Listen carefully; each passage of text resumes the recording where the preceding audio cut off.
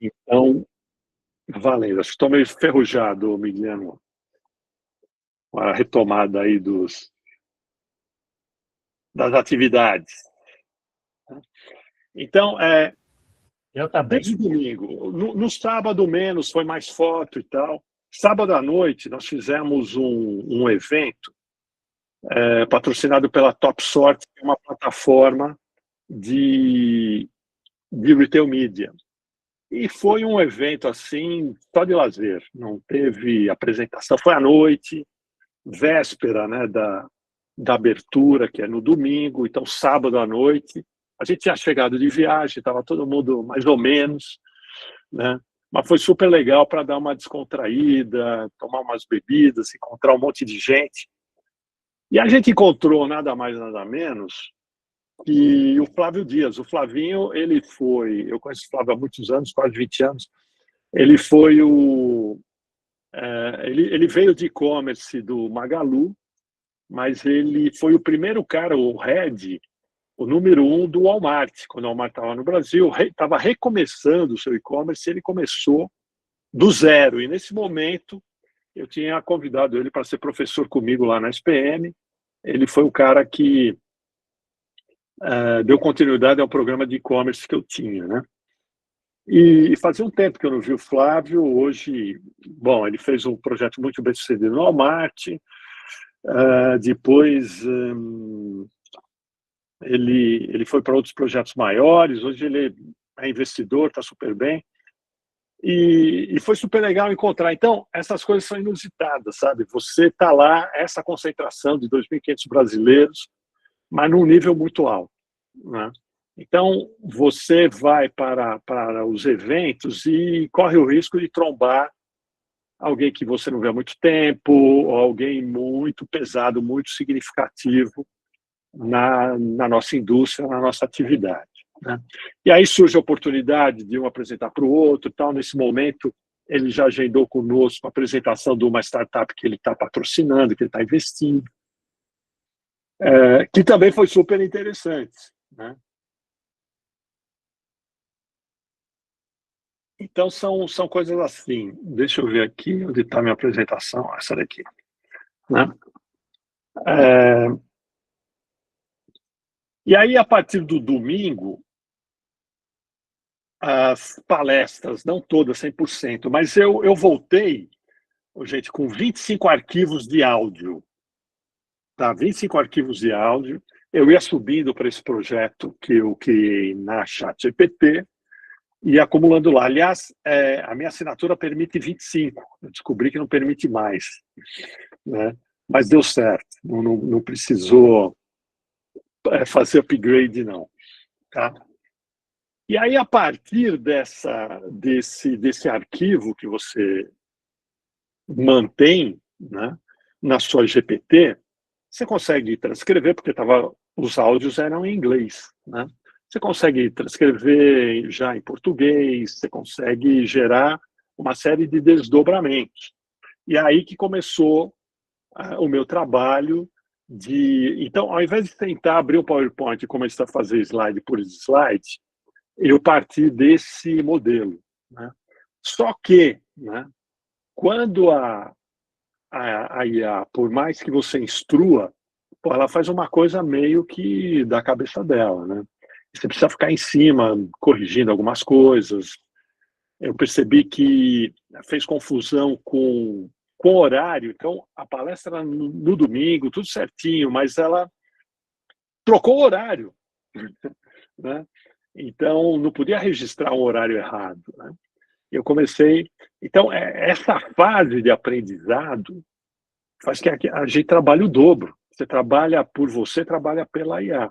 Mas eu continuei nesse meu propósito de produzir algo AI first. Então, a primeira entrega é essa daqui que vocês estão vendo. Quer dizer, a primeira não, a segunda. A primeira foi aquele programa que eu mostrei inicialmente, né?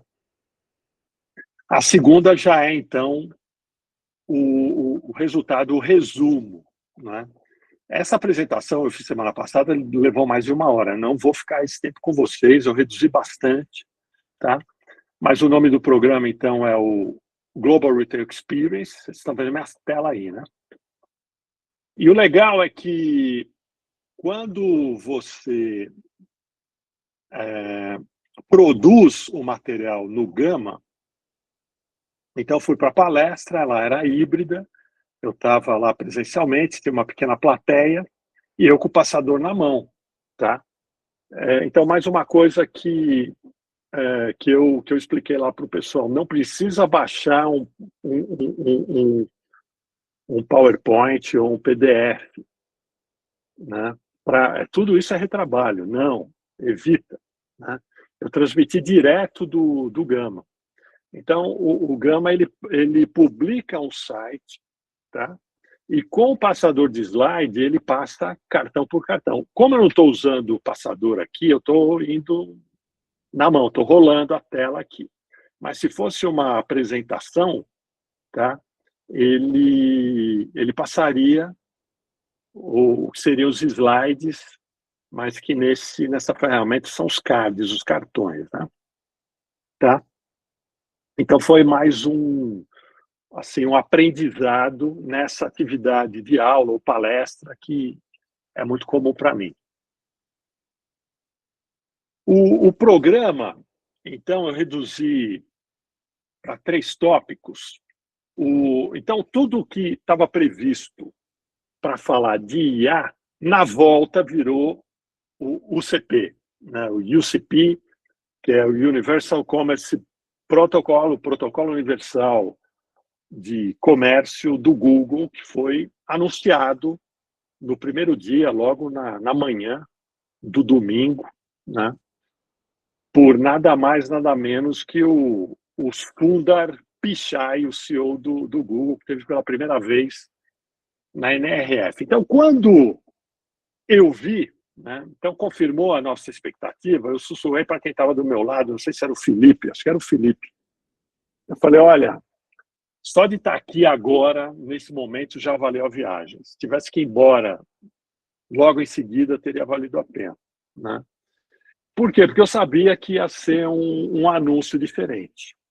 Então, quando vai para o palco um cara do tamanho do Sundar Pichai, né? Com vendas, Google tem vendas de 400 bilhões de dólares. O valor de mercado é de 4 trilhões.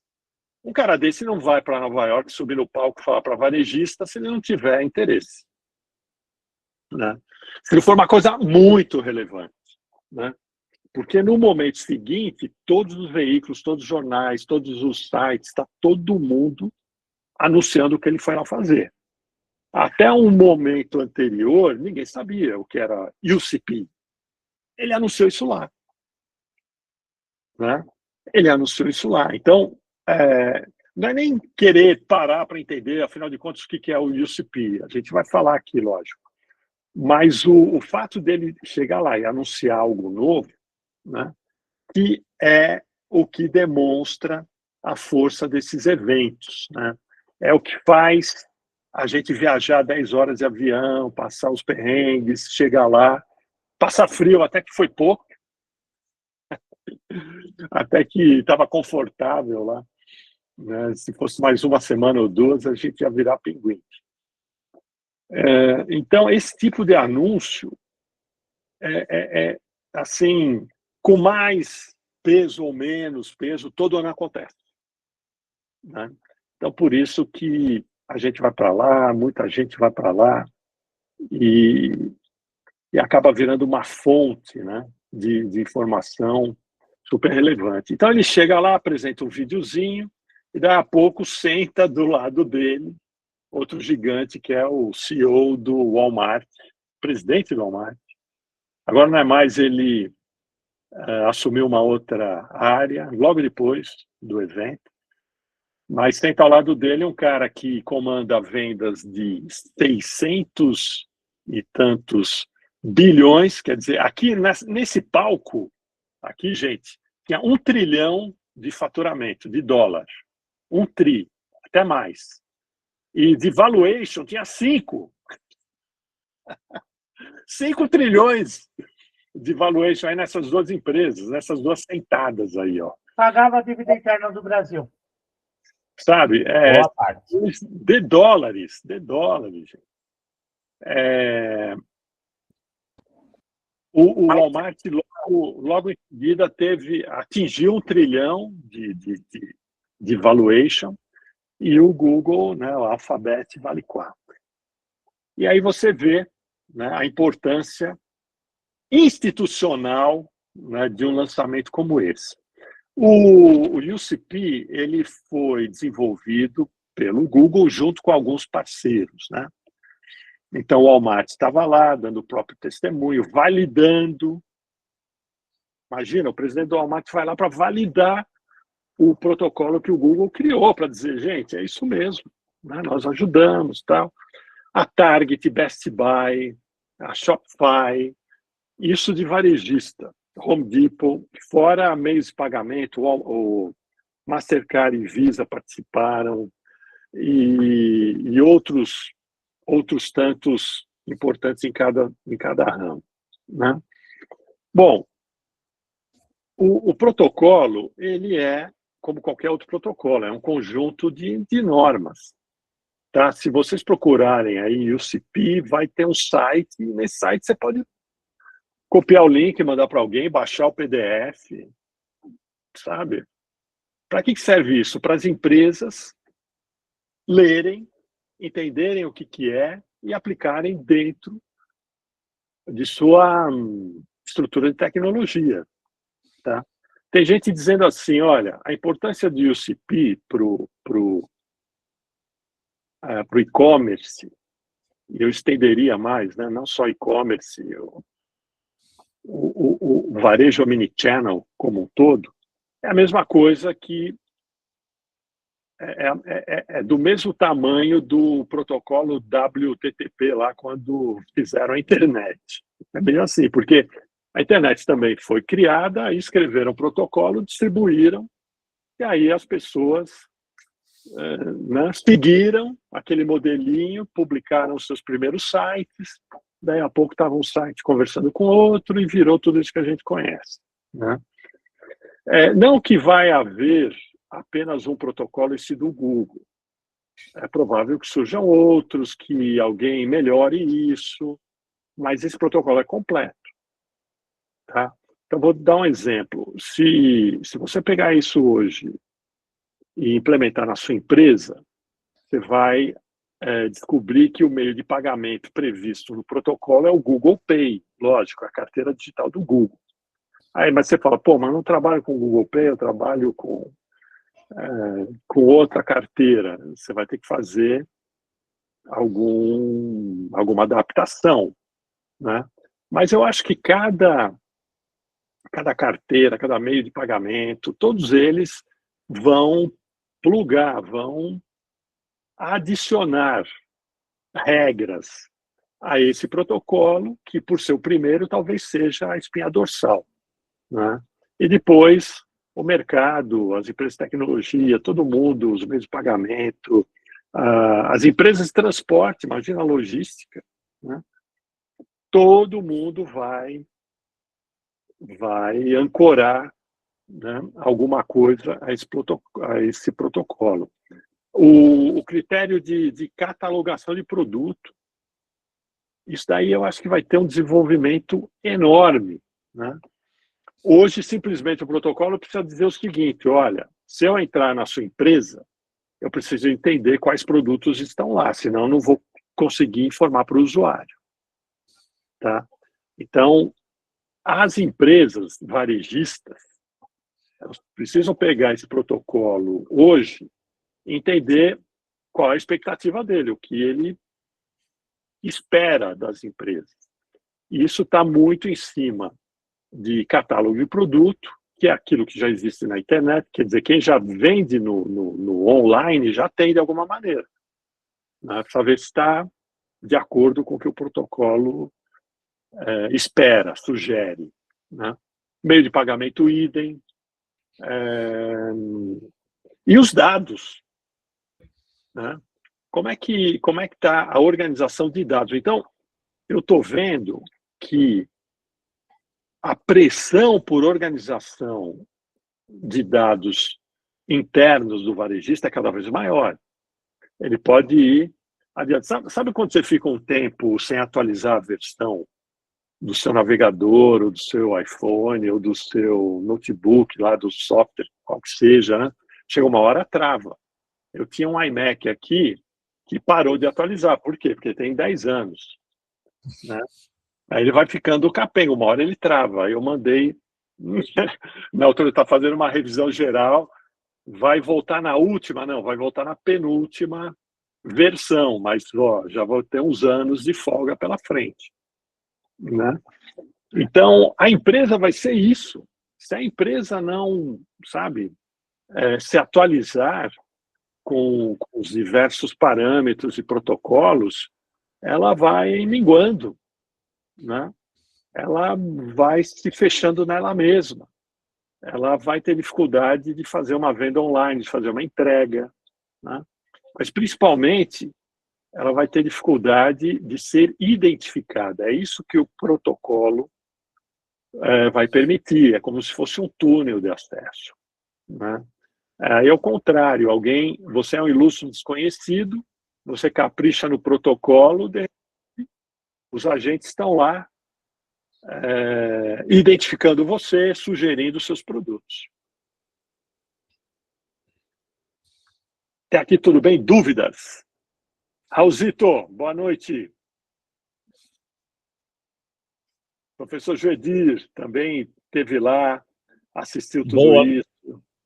Boa noite, estamos aí aprendendo cada dia mais sobre o protocolo CP, que o varejo não vai ser o mesmo depois desse protocolo. Reuniu um grupo lá na Associação Comercial, um grupo de varejistas que estiveram presentes. Já estive aí em umas 10 pós-NRF debatendo sobre o tema. É bem isso. Vai dar pano para manga. Por enquanto é uma coisa ainda no nível técnico. Elisa, tudo bem, Elisa? Você já se reuniu com o seu time? A Elisa é a CEO lá do Tonin, tá? E aposto que ela chegou de viagem, já chamou a galera e já falou, ó, pessoal, o CP para amanhã. O Catani, O que é isso? O Catani está aqui na reunião, ele trabalha diretamente comigo também, e o Edivaldo, que é meu TI, participou da apresentação da semana passada. Mas eu legal. já pus a turma aqui de cabelo em pé, já fiz e desfiz, já desconstruí a vida deles aqui, agora estou fazendo todo mundo construir de novo. É isso aí, né?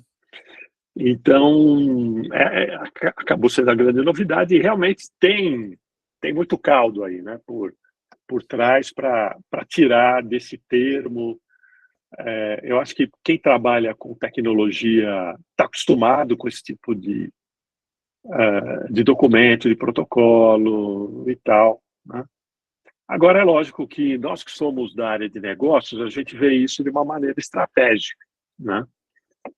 E a função estratégica do UCP é dar visibilidade para o varejista, né? Para usuários, para, né, pessoas que vão continuar comprando, utilizando os agentes, né? Então, como que é o processo? Já que a gente está falando de Google, todo mundo tem aqui, provavelmente tem o Gemini do Google, pode ser a ChatGPT, pode ser o Copilot da Microsoft, pode ser qualquer um deles. E você começa com uma linguagem natural, né? Você dá um comando, organize uma lista de compras, ou procure tal produto, ou você pode, eu acho que vai ganhar muita força, o contexto, não é? O contexto, exemplo, você não fala de produto, mas você fala de uma situação que você está vivenciando. Eu vou viajar,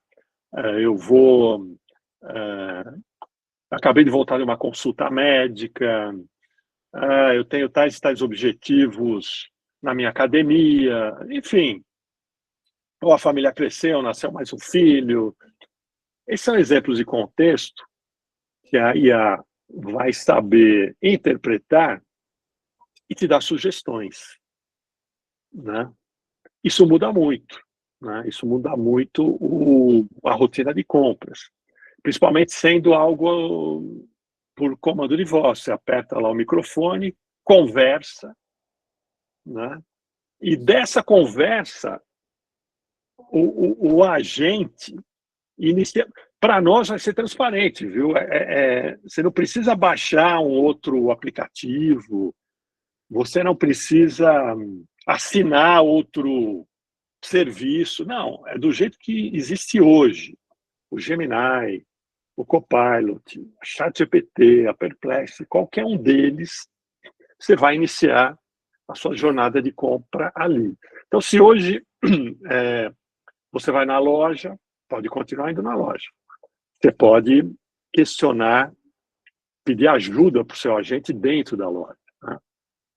Mas eu vejo assim, os apps que eu mais uso, ou para pedir comida, ou para fazer compra de supermercado, ou para fazer compra. Ontem chegou um aspirador novo aqui, por exemplo, né?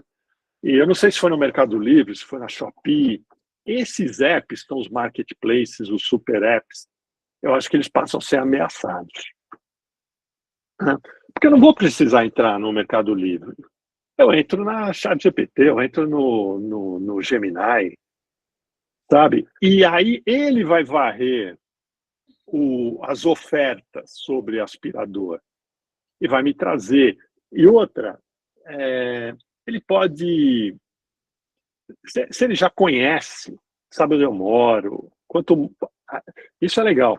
Quanto mais você treinar a sua IA, mais ela saber de você, onde você mora, sabe? Mais ela vai te ajudar. Uma coisa que nós precisamos fazer, por exemplo, é ter um catálogo com todas as peças do nosso guarda-roupa. Ela precisa saber essa IA. Porque quando você pedir alguma coisa, ela vai responder para você, olha, acho que essa cor combina mais que a outra, né? Então, esse agente, ele vai ter toda essa capacidade, tá, de entender você por contexto e não por produto. Por produto também, mas é subestimado, né? E ele inicia, então, essa varredura, essa raspagem, ele vai buscar onde tiver. Mas vai buscar onde tiver se esse varejista cumpriu as regrinhas, né? Seguiu, se ele tiver ficando lá todas as recomendações do protocolo. Porque é isso que a gente vai encontrar você onde você estiver, né? Então, se tiver um cliente perto lá da Elisa, da São Peter, como que é? Onde você mora lá, Elisa? O nome internacional, né, da cidade da Elisa. São Sebastian of Paradise. São Sebastião, exatamente. São Sebastian of Paradise. Então, ele vai priorizar, falar, olha, tem um fornecedor aqui, né? Não precisa pedir do Mercado Livre, né? Posso selecionar, né? Pô, aí é um toque no dedo, ok, comprou, né? Então, eu vou mostrar como vai ficar a jornada, né? E isso assusta no bom sentido, é uma surpresa você saber que a jornada de compra vai diminuir em muitos os pontos de contato. Tudo bem até aqui? Da área técnica quer falar? Pois não. O Ricardo, só para a gente, professor Pastor, só acrescentando aí um ponto ideal, é porque a compra passa a ser feita por contexto. Então, lá na descrição do produto, você pode ter um produto que, para o agente conseguir encontrar, você vai ter que cadastrar o produto para uso em diversos contextos. Ou seja, o produto não é só a descrição do produto, ele precisa ter, além da descrição, em quais contextos será utilizado, que é para o agente poder localizar, porque você não vai comprar mais o produto como você compra hoje, você vai comprar o contexto. Eu vou ao casamento meio-dia numa fazenda e quero comprar uma roupa. Que roupa você sugere Então, o fornecedor vai ter que estar cadastrado oferecendo o produto dentro desse contexto. Isso é que muda muito a parte Exatamente. de produto de catálogo, né? Catálogo de produto lá. O catálogo, isso a gente discutiu na semana passada, rapidamente. Eu acho que é uma missão que as IAs vão ajudar bastante o varejista, porque para descrever o produto em diversas possibilidades, ninguém vai fazer isso à mão, digitando, né?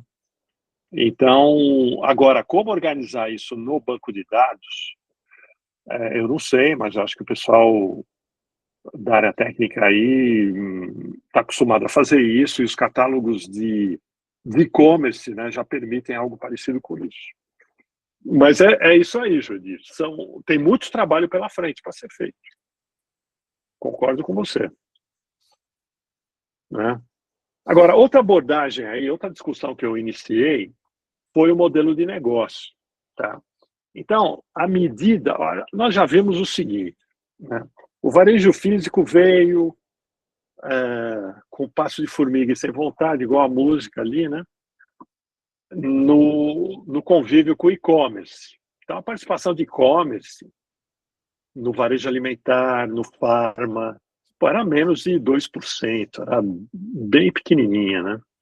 Aí veio a pandemia, triplicou, e a gente está vendo algumas projeções aí para 15%, para 20%. Quer dizer, ele continua crescendo, 2 dígitos, né? E à medida que o e-commerce cresce, né, ele vai se tornando mais importante na média ponderada da margem. Né? Então, antes, não faz mal que o e-commerce dá prejuízo, ele vende pouco mesmo, não afeta o meu negócio, mas agora afeta. Né? E a mesma coisa vai acontecer com os agentes. Né? Então, se o agente escalar muito rapidamente, se muita venda migrar, né, do e-commerce, que é entrar no site, dos apps, né, que é comprar no iFood, no Rappi, nos marketplaces, nos super apps, né? O que vai acontecer com o resultado? Então, daqui a pouco eu tenho, né, metade. Eu estava falando com um varejista na semana passada de Minas, atacarejo. Ele falou assim: o nosso. Como que ele falou? O nosso. Bom, ele deu lá uma ideia de faturamento que as vendas pelos agentes, né? Eles estavam preparando a empresa para equivaler a uma loja, de sei lá quantas que ele tem, uma rede grande, né? Eu falei, legal, para começar tá bom uma loja, mas pode ser que vocês se surpreendam, né? Então, outra discussão importante é o varejista entender como é que vai ser o meu modelo de negócio. A minha empresa, ela vai ser um misto de varejo tradicional. O que é o varejo tradicional? Compra e venda de produto ou serviço. Eu tenho margem comercial, né? Mas se eu me transformar no marketplace, né? Porque o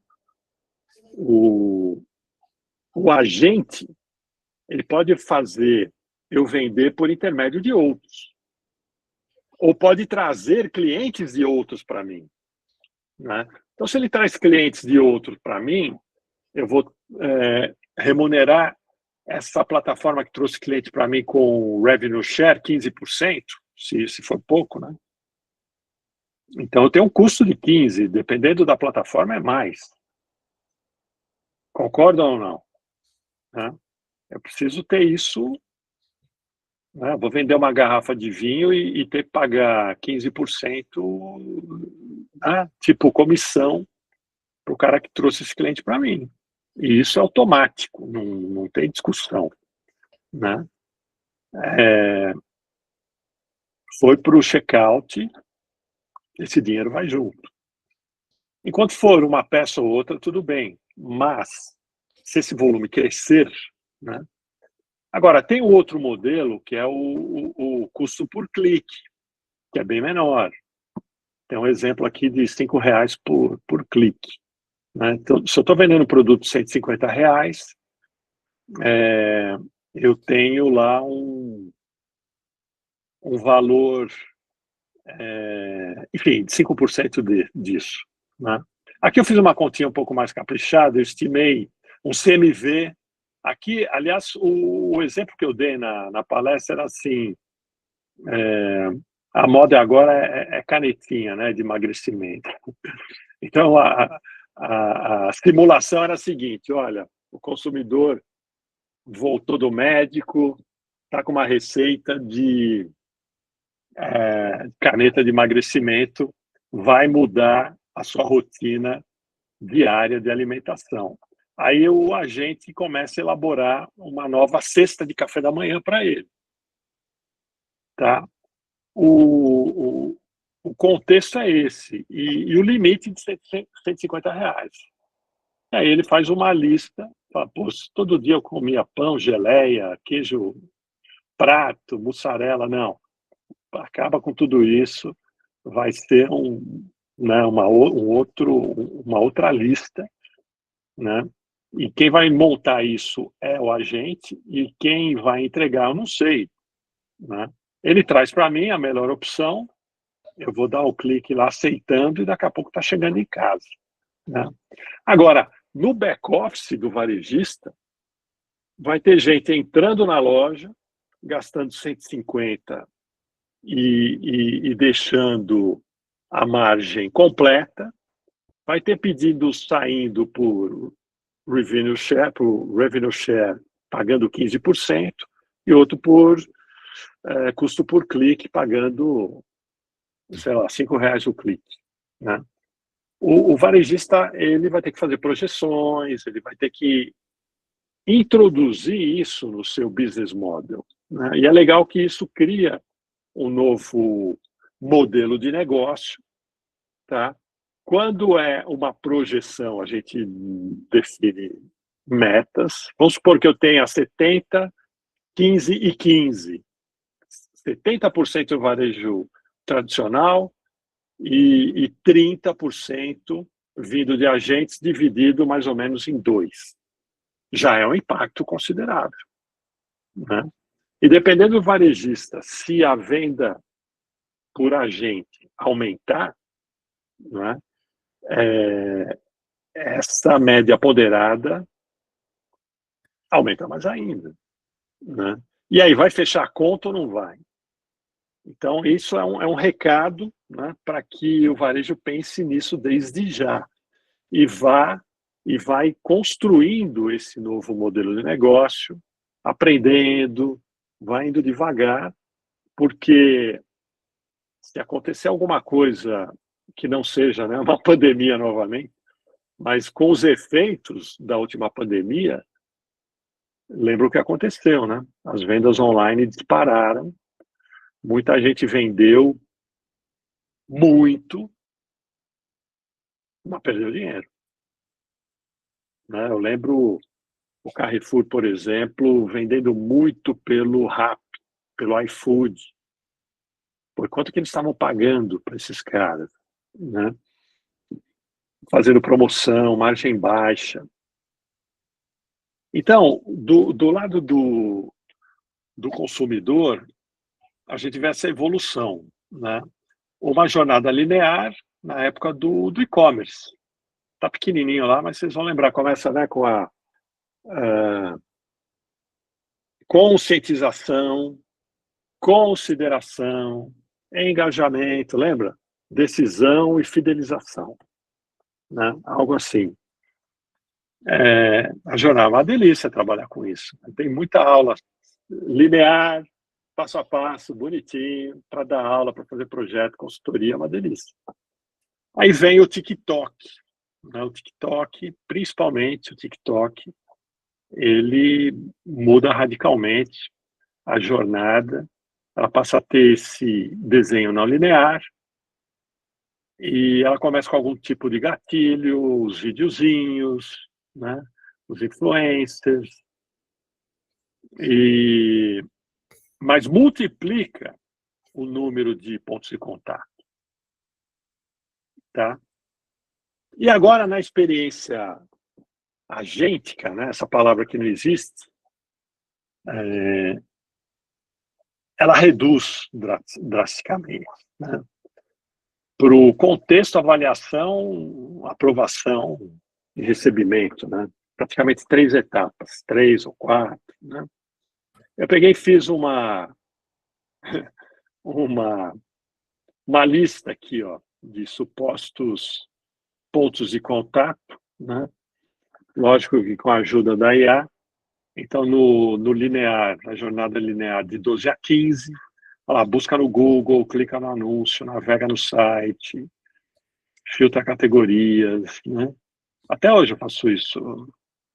Menos buscar no Google, mas tem algumas coisas que eu ainda faço pelo site e não pelo app. Aí vem os apps. 18 a 25 pontos de contato. É que é muito rápido, né? Isso no celular, no aplicativo, a gente vai fazendo scroll, vê post, ouve o influencer, clica no Saiba Mais, volta lá para o feed, vê anúncio, clica novamente, vai para outro site, compara. Tem aqui uma coisa que apareceu na pesquisa que eu fiz. Tem gente que para aqui, vai para o WhatsApp, no grupo da família, pergunta para alguém: você comprou, gostou? Não, o que você acha? Tal. Aí volta, né? Salva o post, faz print de tela, compartilha com alguém. Parece que a gente se vê aqui, né? Mas acaba comprando, né? Ou se compra. E aí olha lá, o contexto detectado, o agente sugere, o agente entra em cena, faz toda aquela curadoria, traz para você a sua nova lista de café da manhã, por exemplo, né? Ele pode dar 2, 3 opções. Tem esse daqui que é mais barato, esse não é tão barato, mas tem tais vantagens. Esse outro aqui está do lado da sua casa, se quiser receber, recebe, mas se quiser ir lá, retira também. Sei lá, ele vai dar um conjunto ali de benefícios para você escolher. Aquilo que você escolher, apertou o botão, confirmou, pagou, recebeu. Gente, muda muito isso. Eu acho que aqui tem um impacto importantíssimo. Não só para os varejistas, mas também para as marcas, né? Então, se eu estou acostumado com uma marca de queijo lá para o café da manhã, ou Migliano, de repente aparece uma outra marca que eu nunca vi na vida e falo, pô, que legal. Sabe? Então, o que o marketing das marcas tem que fazer? Né? Usar o UCP, né? Seguir aí o UCP, a risca, gerar conteúdo, gerar contexto para que a marca dele seja identificada. Pô. O que vocês acham disso?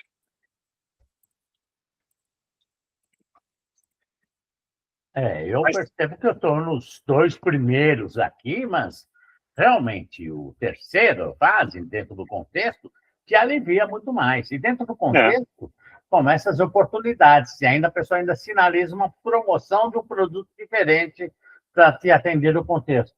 Você experimenta. Então, eu associei aqui em casa, né, a rotina com a Alexa. Se bem que a Alexa é muito limitada, né? Mas para aquilo que a gente pergunta todo dia, rádio, para tocar rádio de manhã, notícias, né? Previsão do tempo e algumas coisas a mais assim, é tudo no verbal. Né? Alexa, que horas são? Alexa, previsão do tempo. Então, acho que nós vamos ter um diálogo com os nossos agentes, né? Ou com as nossas IAs muito mais frequente.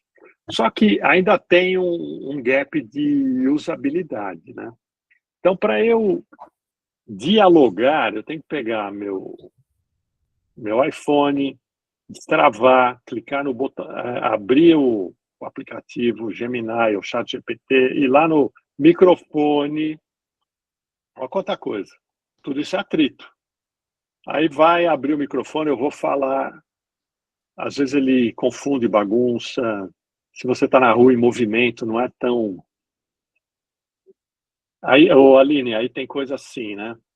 De homem e de mulher. Tem aquela coisa que quando o homem está dirigindo perdido, não está achando a rua, ele fala para a mulher, abaixa o rádio que eu estou perdido. O que tem a ver o volume do rádio? Mas é coisa de homem e de mulher. Então, de repente, a gente tem dificuldade, enquanto que a mulher muitas vezes está na academia, está na esteira e está falando com a IA ali numa boa. Mas esse tipo de mudança está a caminho, né? Muitos grupos foram visitar a loja da Meta, lá em Nova York, e a Meta é primeiro lugar com o uso do óculos, né? Que vai diminuir um pouco a nossa dependência do celular. Então, se eu tiver com o óculos e der o comando para IA, eu não vou precisar enfiar a mão no bolso, pegar meu celular, né? Eu já vou iniciar um diálogo lá. Mas tudo bem, eu estou com o celular e estou usando o fone, já é uma ajuda, né? Eu dou um toque aqui, aciona, dou o comando e começo o diálogo. Tá? Então, esses atritos com o diálogo tendem a diminuir também. E aí a linguagem natural, né, que evoluiu muito do ano passado para cá, no texto ela vai ganhar também o uso mais frequente com comando de voz. Tá? E com isso a gente chega nesse modelo aí que eu estou chamando de powerhouse de valor. Quer dizer, a visão do varejista é aproveitar isso e valorizar a sua empresa, né? Aprender com tudo isso, fazer do limão a limonada, né? E valorizar a sua empresa, tornando essa empresa facilmente identificável pelos novos agentes, né? Então, ela vai estar na prateleira, ela vai estar à disposição. Os agentes vão navegar, encontrar essa empresa, entender o que ela faz, o que ela vende, quais são suas crenças, valores, propósito, e por aí vai, né? Então, quanto mais transparência nisso, melhor. Mas não é só isso, né? O varejo, a gente viu muito forte esse ano lá em Nova York,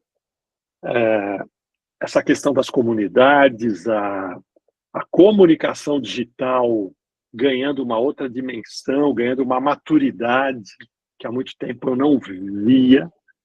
E isso é legal, que é um mundo que eu faço parte como usuário, né? Não estou envolvido nisso profissionalmente.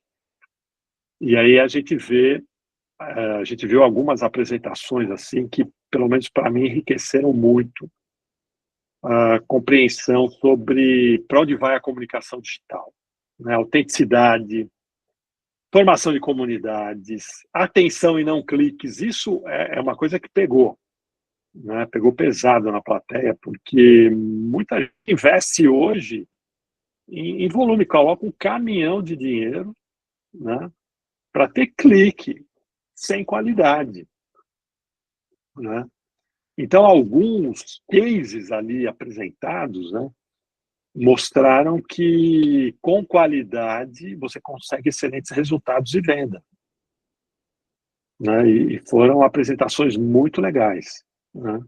Diferentes, que eu não esperava assistir, né?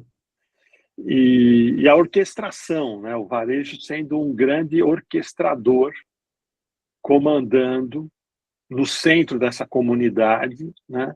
De um lado os seus clientes, de outro lado os seus parceiros fornecedores, e convivendo com muita tecnologia, né? Com as suas plataformas, interagindo com outras plataformas. e assim por diante.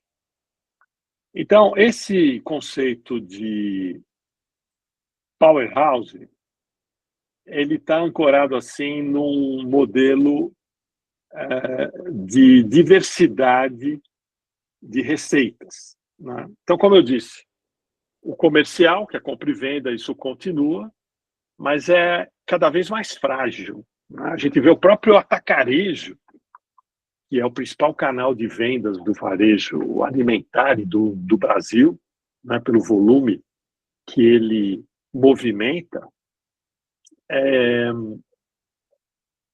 ele tem dificuldade em fazer resultado, ele aumenta preço, ele esgota a verba da indústria. A indústria não tem mais como arrumar verba para patrocinar, para promover, para investir em promoções, em ações, né? A indústria exauriu também. Vários anos atrás, a indústria tinha margens maravilhosas, então ela financiou o varejo durante muito tempo. Hoje ela não consegue fazer mais isso, né? Então, o varejista, para ter uma margem sadia, ele abre a mão de mercado, ele perde mercado. E isso, com o tempo, custa muito caro. Ele é capaz de ter uma participação ínfima, não crescer e desaparecer, né? Então, ele tem que buscar outras rendas. Não é questão de ampliar o mix de produto, buscar fornecedores mais rentáveis, negociar melhor, não é isso. Isso ele já faz, né?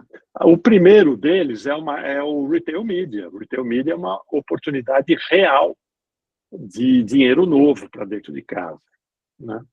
E a gente viu o Retail Media lá no Congresso e na feira também de uma forma muito madura, né? Nós visitamos a Top Sort, que é uma plataforma white label, que a Magalu usa, né? E o Walmart usa nos Estados Unidos, só isso. É o maior retail media depois da Amazon. O varejista, ele tem essa oportunidade, né, de transformar seus ativos físicos e digitais em mídia, comercializar isso e trazer esse dinheiro, que é um dinheiro novo. A margem do retail media é acima de 70%. Né? Tudo bem que ele vai ter quantos por cento da venda? 5, 10, 15?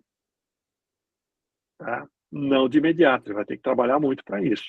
Mas nós já vemos empresas como GPA, Raia Drogasil, com times grandes na rua, saindo para visitar agências, saindo para visitar marketing das principais marcas, para vender mídia. Que mídia? A mídia que eles têm dentro de casa, né? Eu sei que o Ricardo teve que sair, ele que foi de agência há muito tempo, ele entende muito bem isso que eu estou falando, só que agora quem sai, ele fez muito tempo isso vendendo mídia para clientes, né? Agora não. O próprio canal de mídia, que é o varejista, pelo menos os grandes, os médios, eu acho que vão poder ter agências, ter os seus parceiros aí oferecendo mídia e integrando grupos maiores também, né? Mas, enfim, o primeiro é o Retail Media. O segundo, esse conceito de marketplace, que eu acho que finalmente, com os agentes, vai fazer sentido, porque o varejista vai ter um motor de vendas novo, que são os agentes de IA. E esse motor de vendas vai trazer oportunidade dele, varejista, atender clientes que ele não atendia, e ele, varejista, vender para clientes que ele não vendia, né? Então, ele pode atender clientes de terceiros, os terceiros podem atender clientes dele. Então, toda aquela mistura de verba, de remuneração, tá, vai poder acontecer mais intensamente. E aí é isso, né? em algum momento ele vai estar pagando entre 15%, 20%, 25% até de revenue share, mas tudo bem, ele vendeu. Tá? Caso contrário, ele não teria vendido. Agora, se ele for capaz, ele mesmo, de gerar bastante fluxo para os canais dele, tanto físicos quanto digitais, aí ele pode escolher pagar por clique, né? Mas desde que ele tenha uma capacidade de atração grande, maciça, massiva, tá? E isso é uma coisa para começar a pensar em como fazer. Os agentes vão ajudar de todas as formas, tá? Tanto para atrair como para gerar demanda. E a fintech, eu vejo aqui uma ação já boa em alguns varejistas não alimentares, aí com venda de seguros, de garantias, cartões, mas eu acho que a gente vai ter um grande impulso com as carteiras, principalmente de moedas digitais, né? O dólar digital, o real Brex, né, que é o Brazilian Real Exchange, lá, a moeda digital do Brasil. Eu acho que o varejista vai poder ter uma moeda dele e converter, né?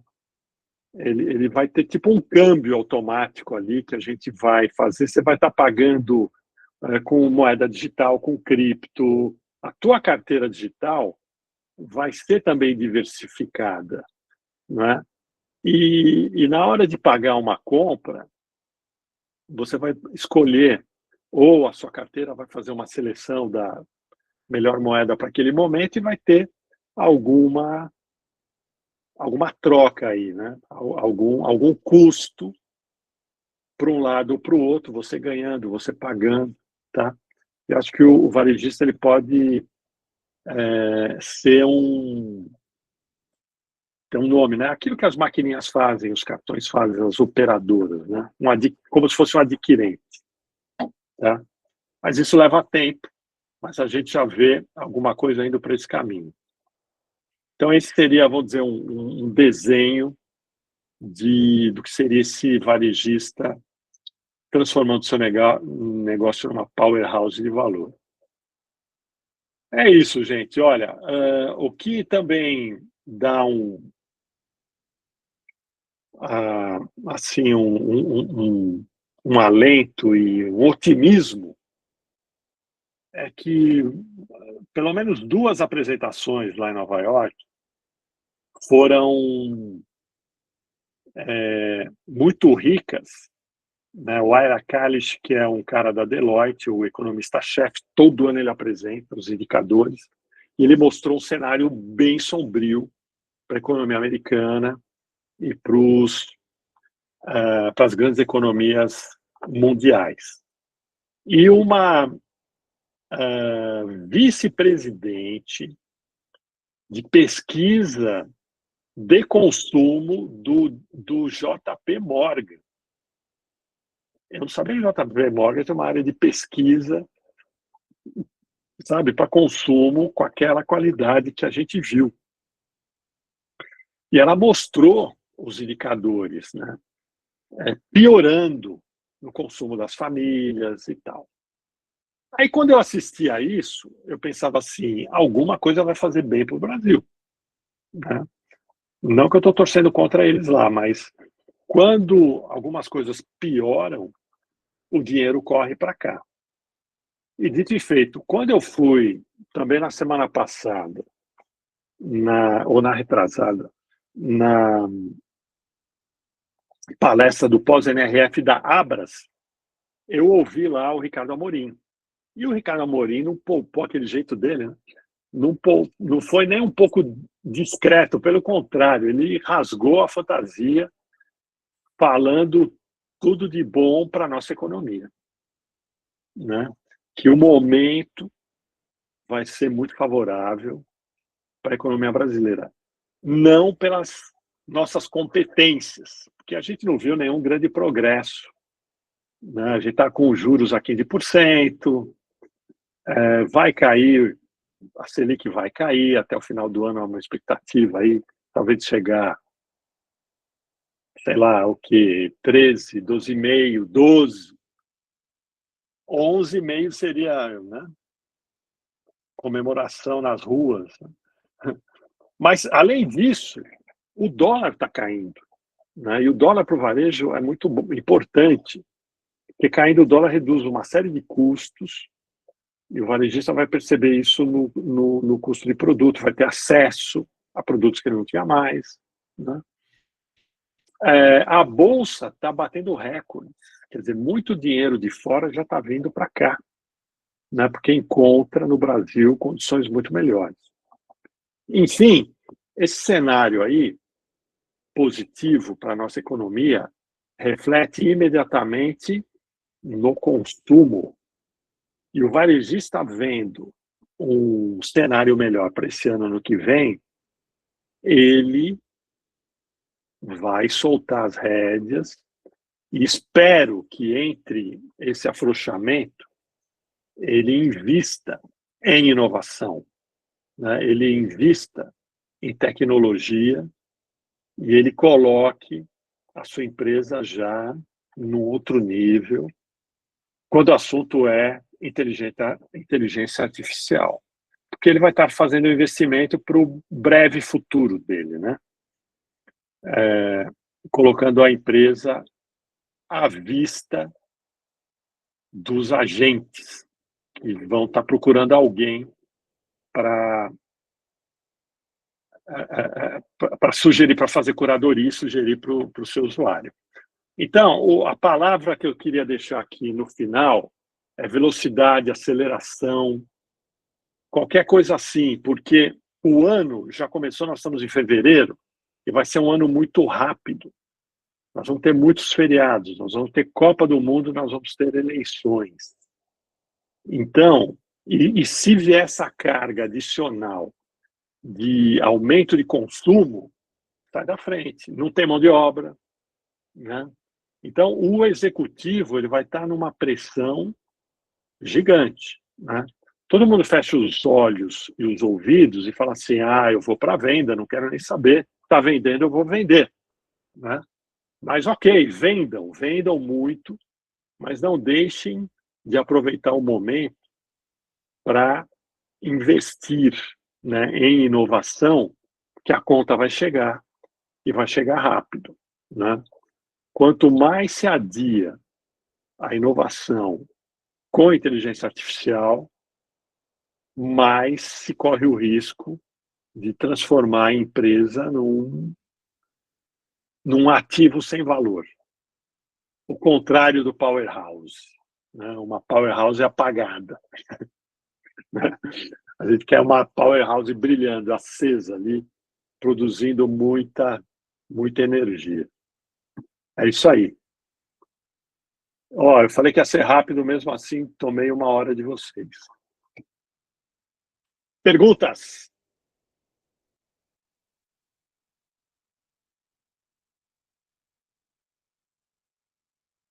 Está todo mundo falando? Tá, né? Olá, Catani. Tudo bem? Conta aí o que a Elisa cobrou de vocês. É para hoje ou para amanhã? É para ontem. Para ontem? Bom, eu acho que a tua fala final aí, eu acho que resume tudo, como devemos agir, como devemos entender aí a tal da IA em todos os sentidos, né? Nós temos que ser rápidos, porque a própria IA ela vai ser mais rápida amanhã do que ela já é hoje, né? Então, fazer as adequações, passar isso para o time, porque eu acho que a grande dificuldade não é nem a gente, né? Porque a gente conversa, entende, estuda, aprende e aplica. É com que todo mundo tenha esse entendimento, porque para muitos ainda é um bicho, né? Mas que a gente precisa ter agilidade. Eu acho que a tua fala aí resumiu, e é o que a gente está trabalhando aqui internamente, né? Nós vamos ter uma reunião com vocês para poder entender o que é aplicável, né? O que é aplicável para a gente, né? E vamos acelerar, vamos pôr o negócio para andar, porque se a gente não faz, outro faz.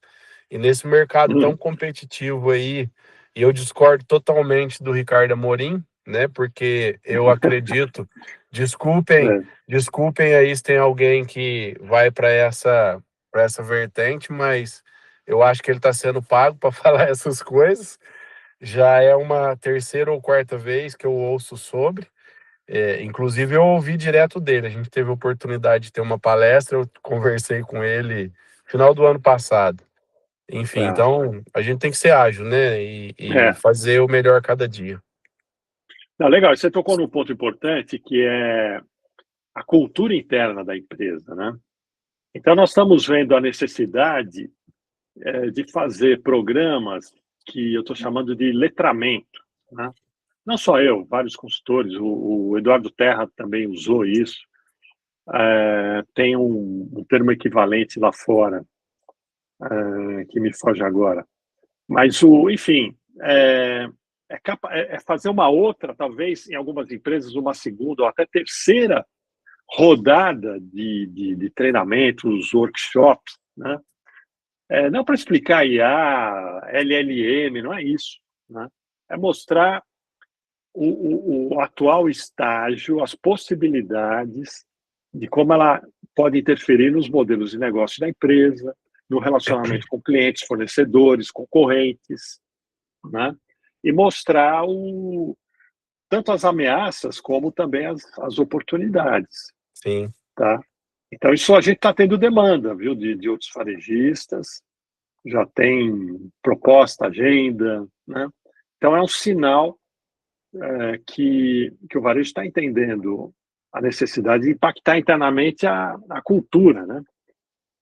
E porque assim, a rotina do varejo é muito pesada. Você pega um gerente de loja, um gerente regional, que é um cara que tem uma importância grande, o diretor de operações, que tem todas as lojas abaixo, ele mal tem tempo de, né, acompanhar outras notícias, porque o WhatsApp dele está bombando ali, ele está com uma série de demandas, né? E, ao mesmo tempo, tem que parar e olhar para frente, dizendo, poxa, essa coisa de agente pode afetar o meu negócio positiva ou negativamente.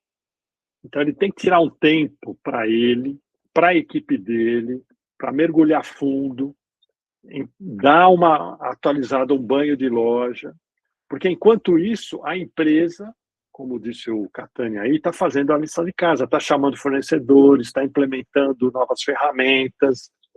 Mas se isso chegar frio na estrutura, tem muita resistência.